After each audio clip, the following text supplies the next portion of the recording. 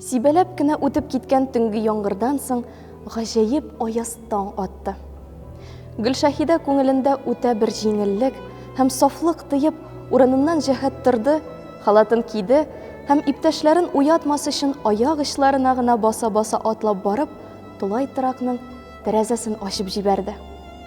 Яңгырдан соңгы аз гына дымсу һава салкынча ефәк сыман йөзенә, муенына сарылды. Гөлшәһидә калтыранып куйды һәм терсәкләре белән тәрәзә төбенә таянып, ияген учларына терәде. Аның алдында шәһәрнең бөтен түбән ягы җәелеп ята иде.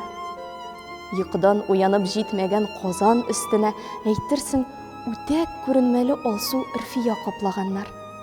Шушы алсу Өрфия астында матурлыгын бер нинди сүз белән дә әйтеп биреп булмый торган тылсымлы тынлык һәм изге тынычлык хөкем сөрә. Кояшның беренче нурлары бары тик аерым биек йортларның стеналарына гына төшкән. Алар исәпсез-хисапсыз таш пулатлар диңгезендә ак кыялар төсле калкып торалар. Тәбәнәгрәк йортлар барысы да күләгә эчендә. Бакчалардагы агачларның ябалдашлары алтын нурга манчылып очлы таҗлардай балкыйлар. Һәм барысы да, хәтта узып киткән паровоздан өзелеп калган соры төтен йомгагы да нәкъ рәсемдәге кебек, хәрәкәтсез.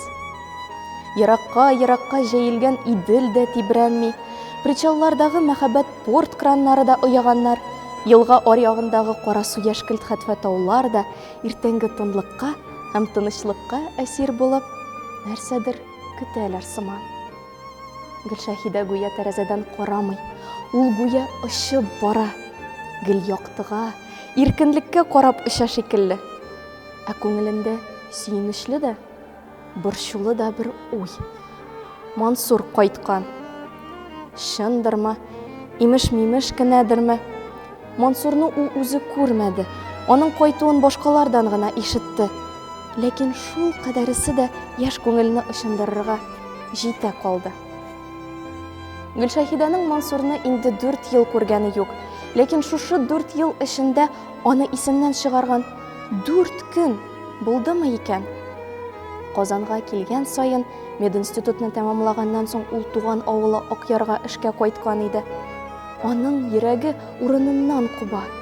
Күңеле тыелгысыз рәвештә хәтирәле урыннарга, Федосеев дамбасына, Фукс бакчасына тарта иде. Ләкин ул анда бармый. Курка. Гүя анда барса, әллә нәрсә булыр төсле иде. Ул ашыга Казаннан тизрәк китү ягын карый иде, ә соңыннан хәтирәле урыннарны күрмәү өчен үкенеп бетә алмый. Әмма Казанда кабат булырга туры килгәндә, барысы да нәкъ элеккечә кабатлана иде. Күңелнең аңлашылмый торган ниндидер бер уены иде. Ахрысы бу. Чөнки Гөлшәһидә Мансурның Казанда юклыгын, кайдадыр ерак төньякта эшләвен белә. Аннары Федосеев дамбасына барып чыккан тәкъдирдә дә бер нинди могҗиза булмаячагы көн кебек ачык. Ләкин моны акыл әйтә бит.